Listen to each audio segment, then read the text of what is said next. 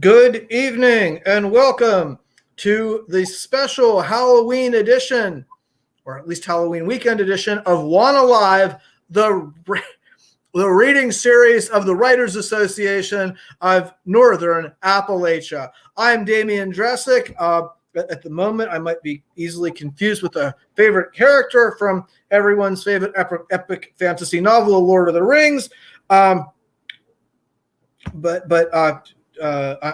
Believe me, I'm more from Northern Appalachia than from Middle Earth. And your other host is Christina Fasonic. Yes. Hello, Gandalf. How are you? I got a mouthful of beard, Christina. Well, I've been having technical difficulties as well. Tonight, I am a unicorn, see my horn, on my way to a rave. And because, unicorns, nobody parties like a unicorn. And as you can see, my cape lights up. I see that. I see that. Yeah, it's for that extra special effect while I'm at the rave. And that way, my unicorn friends won't lose me because I'm fully illuminated. Though I do admit that it's easy for all my 4 feet to trip over my lighted costume here. And so I had to turn the flashing lights on to warn people of a hazard of me having fallen. Yes. So I will follow you to the rave, though I do not know the way. Yeah. Yes. Thank you. So that being said, who do we got here reading tonight? Yes, we need to introduce our reader for tonight. Oh, there goes my costume again. I need to work on this before trick-or-treating. So let me see. Let me tell you a little bit about who our writer is. Thomas White is the University Archivist and Curator at Duquesne University in Pittsburgh. He is also an adjunct professor of history at Duquesne and at Roche University. He specializes in public history, folklore, and American cultural history. He is the author of 11 books, including The Witch of the Monongahela, Folk Magic in Early Western Pennsylvania, and Legends and Lore of Western Pennsylvania. So let's bring him on. Are you ready? Let's bring him on, yes. Hello, Thomas. Hi, everyone. We usually are not this attired, but in honor of the festive season that's upon us, my birthday is on Halloween, so I always, live it up. I dress up every year, no matter if I'm going anywhere or not. So, how are you this evening? I'm doing well. Awesome. We are looking forward to your reading tonight. What are you reading to us? I'm going to read a little bit from the introduction of The Witch of the Monongahela, which just tells a little bit about how I came to this site. Sounds fantastic. All right. So are we ready? Appropriate. We will be back shortly.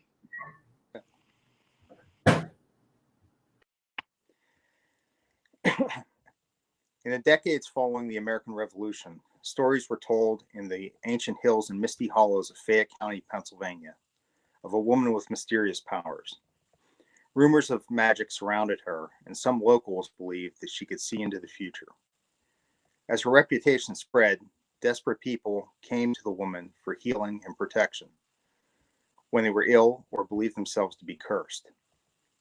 Some were convinced that she could help find missing money, animals, and belongings through her strange rituals. A few people even insisted she could fly through the air. It was said that she would sleep in a large cradle with rockers that were aligned lengthwise, and by rocking back and forth, she could launch into the air. Moll Derry was her name, or at least that's what everyone called her. Her real name was Mary Derry. Moll is a diminutive form of Mary. And she lived in rural Georges Township near the small town of Haydenton, just south of the county seat of Uniontown. Derry's reputation was more ominous than a simple healer, however. Even though she was frequently helpful to those who came to her in need, Derry was not one to be angered or crossed. Local farmers who ended up on her bad side would find their cows would not produce milk and their bread would not rise. Her true enemies regretted being on the receiving end of her powers, and more than once they ended up dead. It's not hard to imagine why, under such circumstances, Derry was associated with witchcraft. Over time, the enigmatic woman would come to be known as the Witch of the Monongahela because of her proximity to the important waterway. Others called her the Witch of the Little World, which was a nickname for her corner of the state. Her story would live on in Fayette County and the rest of southwestern Pennsylvania long after her death. Now, witchcraft is not a subject that is usually associated with western Pennsylvania. Historians of the region, both professional and amateur, have traditionally focused on topics such as industrialization, labor, immigration, ethnicity, and religion, or events such as the French and Indian War and the Whiskey Rebellion. In America, historical witchcraft, as opposed to modern neo-pagan practices, is more commonly linked with Salem and early colonial New England in the popular imagination. Yet such states as Pennsylvania, Maryland, and West Virginia have far more accounts of witchcraft than Massachusetts. The primary difference is that the colonies and states south of New England did not execute their witches, and therefore the accounts attracted considerably less national attention. Pennsylvania's history is saturated with little-known accounts of folk magic and witchcraft. Virtually every county has at least one tale, and some have dozens. While researching my book, Witches of Pennsylvania, called History and Lore, which is a brief survey of the history of witchcraft in the state, I was genuinely surprised at just how extensive the belief in witchcraft was, and in some cases still is. Since I'm a native of the Pittsburgh region, I've always found the accounts of witches in the western part of the state interesting, and I circled around the legend of Moll Derry several times over the past 20 years while researching and writing about Pennsylvania's supernatural folklore. With each pass, I dug a little deeper into her story. The first accounts that I read were written in the mid-20th century by the prolific local writer, journalist / historian folklorist George Swetnam. There was never any doubt that Old Moll, as she was sometimes called, was a real flesh and blood woman. Her name and various versions of her story appeared in various local history books, some dating back to the time when she existed in the living memory of the inhabitants of southern Fayette County. By all accounts, she lived for a long time, arriving in the country in the late 1700s and surviving far into the 1800s, certainly long enough to create a lasting influence on the lore of the region. As I delved further into the tales, I realized that even though there was some consistency in the accounts, much remained a mystery. Finally, I decided to attempt to compile everything that I had learned about Derry in one book. This volume is part biography, part exploration of the legends, and part an examination of folk magic traditions. While there will always be a substantial amount of information that we will never know about Moll Derry, I will examine what we do know about her, her life, and her legacy. Derry has proven to be a complicated figure to assess. Though she has long been called a witch and was feared by many, most of the legends told about her directly show or infer some level of respect. Historically, witches were often outsiders or people pushed to the fringe of society. They were viewed as dangerous individuals who tampered with unearthly forces and threatened the social order. Derry, however, is often portrayed as a dark hero in the legends. She curses murderers and thugs, finds lost items, and warns a young woman of her impending danger. These actions are more in line with her less ominous nickname, the fortune teller of the Revolution. Still, there were those that assumed that her powers, whether used to heal, curse, or see the future, had come from a pact with the devil. To be properly understood, the Witch of the Monongahela must be put in her historical context, and this includes two related but distinct lines of inquiry. The first and the most straightforward of the two is finding factual details about her life and her social and cultural environment. The second is more difficult because it involves examining how other writers have interpreted her over the past 2 centuries. With Old Moll, it is particularly difficult because of the limited amount of sources available. As a woman living in a rural area in the late 1700s and early 1800s, the number of documents that she might appear in were few. Some early writers could rely on oral traditions as they created their accounts, but those have been lost. Nevertheless, I've gathered every source that I could locate to create this historical account. There may well be other additional sources out there, but like a witch's familiar, they remain elusive. I've laid out the parts of this book in an order that I believe tells the story of Mulderry in the most comprehensive way. The first chapter is a brief retelling of the key legends involving Mulderry as they are often repeated today. Once the reader is familiar with those tales, 2 chapters discuss beliefs about folk magic and witches in Pennsylvania.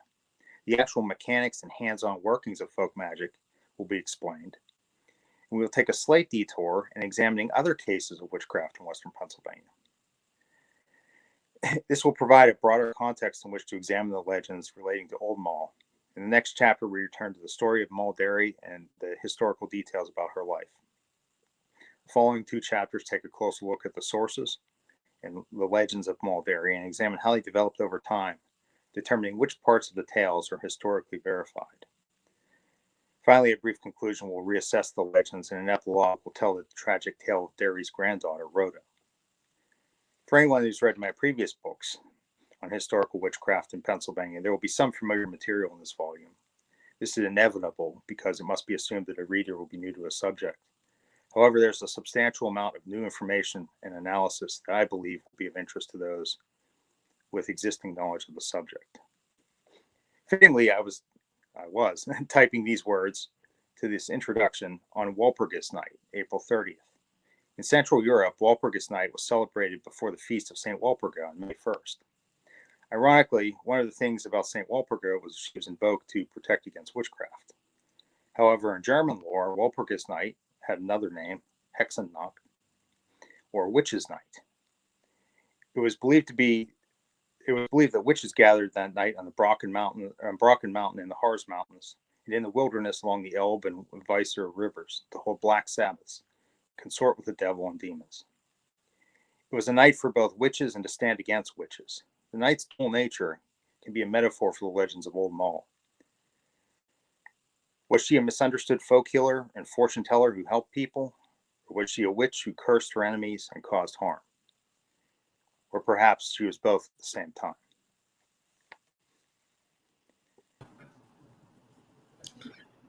Well, thank you, Thomas. I heard wonderful things about your work from our. I'm going to have to debeard. Wonderful things about your work from our mutual friend Heather Moser from Small Town Monsters. We also have another connection through Bob Stakely from the Heinz History Center, who has been my partner for almost 10 years in digital storytelling. So it's nice to sort of triangulate. Yeah, that's great. And Bob, I think, knows everybody. So I think, I'm pretty sure anywhere from Morgantown, West Virginia to the moon, Bob knows those people, especially if they're doing anything with history. Yes. And that was the thing that most intrigued me about your story, as somebody who spends a lot of time in archives for my own writing and research, and with Bob on the project that we do with my students.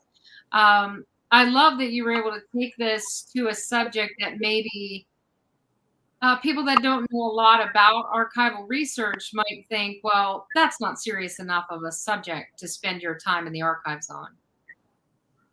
Yeah, and people don't realize just how, one of the things, as I mentioned in the introduction, people don't realize how extensive some of these beliefs were and how much they really impacted people's lives. I mean, folk magic was a way that people could feel empowered and control their environment, right? And it was good folk magic and bad folk magic, and it also provided some kind of structure, kind of reflect your religions, but it was good and bad. And there was when you're growing up in an agricultural society, there's a lot of things you can't control if you're a poor farmer. But this makes you feel control. You can have a charm or something to help your cattle or fend off evil or witches. And it really is saturated in the sources, but you have to know exactly where to look. Well, I think before people started recording data, they would just, make assumptions about things that were connected. Like there was certain times in their cycles that women were allowed to go into the garden. And you weren't supposed, if you were pregnant, you weren't supposed to go to a fire because that fire would leave a birthmark on your baby. And yet we've learned that there's this whole field, epigenetics, that studies this sort of, thing that connects our sort of folk beliefs and old wives' tale to real physiological manifestations. Yeah, and that's one of the fascinating things. I always use the example when I'm teaching this, teaching a folklore course or talking to a group about the old wives' tale. They call it an old wives' tale, but if you rub a potato on a wart, the wart will disappear. Yeah. You may have heard that. It was pretty common, but the reality is that's just survived as a piece. Originally, it was a folk magic charm, and you basically rubbed the potato on a wart and said, in the name of the Father, the Son, and the Holy Spirit 3 times. And you took that half of the potato, you cut it in half first. You'd either bury it, throw it into running water, or feed it to swine, because in the Bible, Jesus, transferred the demons into swine. Running water traps evil and folk belief, or burying it symbolically kills it. And then once it decomposes, the wart goes away. You might think, well, that's crazy. And potatoes won't remove warts, but they found potatoes will remove skin tags. And back then, they really didn't differentiate. So it's an example where something must have worked enough, that it seemed reasonable and seemed like something people could do.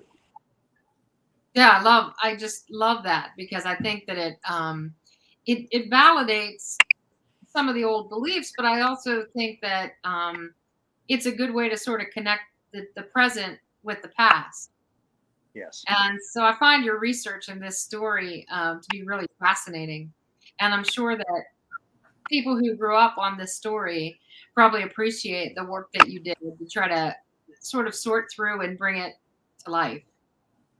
Yeah, I think of all the legends I've researched for like the past 25 years or so, this one was the most difficult, because there were so many ways different things could go, and there's so many accounts, but some of the accounts were actually fictionalized, where they were about 90% true, but then 10% fictionalized, and sifting between that, finding that 10% and comparing it to other sources. It really was a lot of kind of analysis of text that could go either way, and but it was kind of rewarding to do, and you could still pull this material out all these years later. Sort of when the legend becomes more legendary than the legend itself. I just started reading a book about Sarah Winchester from the Winchester Mansion, and in the whole point of this scholarship is to really reveal the multidimensional person behind all the stuff that we think we know about her. So I love this kind of research. Yeah, it's fascinating, because these types of figures, they were kind of on the fringe, but like I learned that, in most of these stories, Mulderry isn't actually acting like a witch. She's acting like more of there's kind of a middle category with the folk healers that often call a witch master or ex-doctor, who was like somewhere in a gray area in between, but often they were better about fighting evil because they were more familiar with it. And I think that in many ways, the stories of Mulderry portray her as something like that. It's kind of like an anti-hero, where she's often like going after murderers and things. And so it's not kind of the traditional witch story in that regard. It's really cool. So Karen Bryant says, an intriguing story. And another regular reader, Rusty Barnes, says, this reminds me of Professor Remind's collection of folklore and folk ways of Central and Eastern Pennsylvania, James Glim. Super cool. I grew up on the book Telltale Mulberry Bush, and the collection written by that folklorist who had her students collect all these wonderful folk tales. And that was my beginning of serious love of writing and of reading. So yeah, there's a lot of great collections out there in this region. Like I said, Pennsylvania, the Mid-Atlantic, and the Appalachians, I always find way more fascinating for this type of thing, because it's survived longer. At least records have survived, and it's something that people aren't as familiar with. I mean, you mentioned Salem, and it's almost a cliche now. You go up to Salem, and it's not what you think. And the historical sources have been covered over and over and over again. But you have stories like this that really haven't been told. And there's Mulderry wasn't the only witch. I mean, there were dozens of other women like this that whose stories are out there and still could be explored. That's awesome. So there's room for lots of research and storytelling. So thank you for doing this work. It's awesome. Oh, sure. It's I love doing it, so doesn't feel like work, you know. Yeah, for sure. I mean, it is, but I mean, what kind of better way to spend your time, as you know, for what you do, than in the archives? Awesome. Well, thanks for being on. Sure. Thanks for having me. Sure. All right. Happy Halloween, everybody. Yeah. Thanks a lot, Thomas, for our special Halloween edition of WANA Live. It's very exciting to hear about the Witch of the Monongahela. Where can people get this book? Would you hold up a copy for us? It's on Amazon, Barnes and Noble, through the publisher History Press. Also, it's in places like CVS's and Targets and things like that as well. So it's all over the place. The big publishers, big bookstores and stuff have it too. So. Excellent. Thank you so much. And we'll see you all next week at 8 o'clock. And I doubt we'll be in costume. If we are, something's gone wildly wrong. I'm Damian Dressick saying good night for WANA Live. Bye. Everyone, happy Halloween.